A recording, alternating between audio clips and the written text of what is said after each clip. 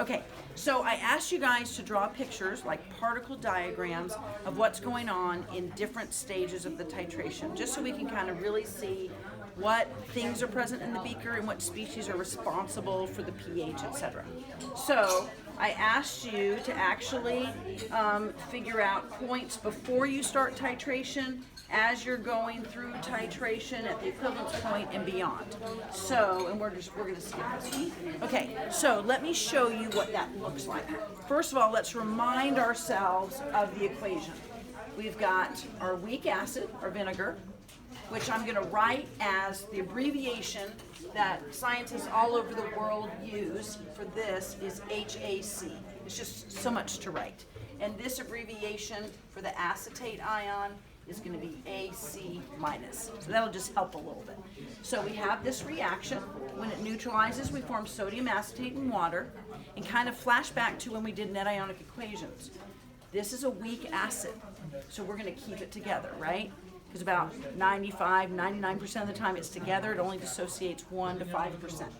Sodium hydroxide is a strong base, so that breaks up. Sodium acetate, strong or soluble salt. That's going to break up, and water, of course, stays together.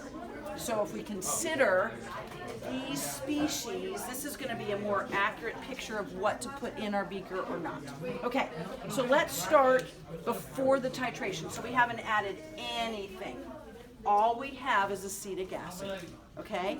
I want your pictures to show the major species, but also kind of relative numbers. So I'm going to choose 6 acid molecules to begin with, okay? So that's pretty much all we have. Yes, they're floating around in water, okay, but let's just write the 6 acid molecules. Okay, then at the point we start the titration, we're adding just a little bit. Let's assume that we're adding 1 to 6 ratio of the base to acid. So let's say we had 6 moles of acid, we add 1 mole of base, okay? The hydroxide is going to react with this part of the acid. So an H and an OH is going to make water, okay? We don't usually care about water, but we're going to write it in the picture, okay? So that 6 is going to go down by 1 and be left with 5 moles of the acid. The hydroxide is going to go away. It's going to get totally neutralized. We've got a lot of acid, and we're adding a little bit of base. So that goes down to 0. The sodium just stays. Okay, it's a spectator ion, but the acetate, we've created 1 mole. So now look at our picture. Instead of 6 moles of acid, I now have 1, 2, 3, 4, 5 moles of acid, and I've made 1 mole of my acetate ion. My sodium, I've made 1 mole of water. That came from 1H and an OH, and then I've got my spectator ion in there, 1 sodium, okay? And now we could keep on going, but let's skip to where we're exactly halfway. Okay, this is the halfway point. So we started with 6, so let's react exactly 3. Let's say we've added 3 moles of base. So if we add 3 moles of base, that's the limiting still. We're going to be left with 3 here, and we will have made 3 of each of these. So if we look, we have 3 of our acids left, 3 of our conjugate bases made, because we added 3 moles of NaOH. So the OH and the H plus made 3 waters. The Na, 1, 2, 3, are left behind as spectators. So that's what happens halfway, okay?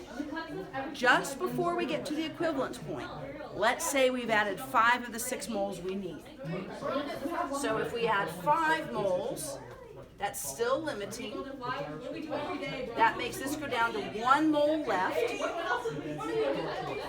We've made 5 of each of these. Okay, so now, hey guys, can you just, yeah, thanks. Okay, so we have 1 left.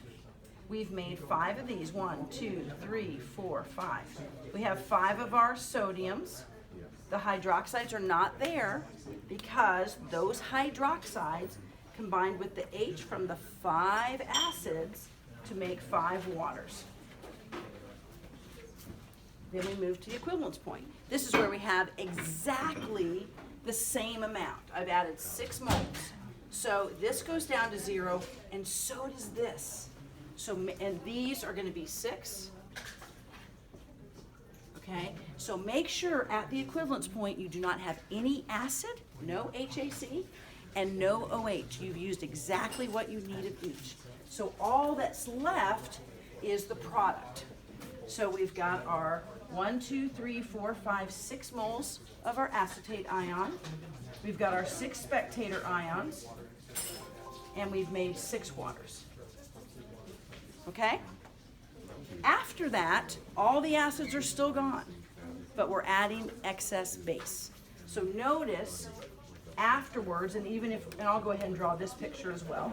Afterwards, we have our 1, 2, 3, 4, 5, 6 that we made here.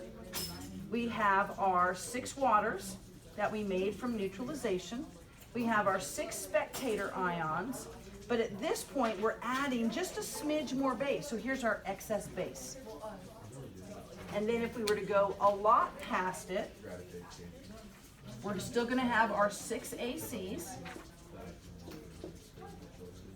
We don't have any more source of the acetate ion because we only started with 6. We're going to have our 6 sodiums.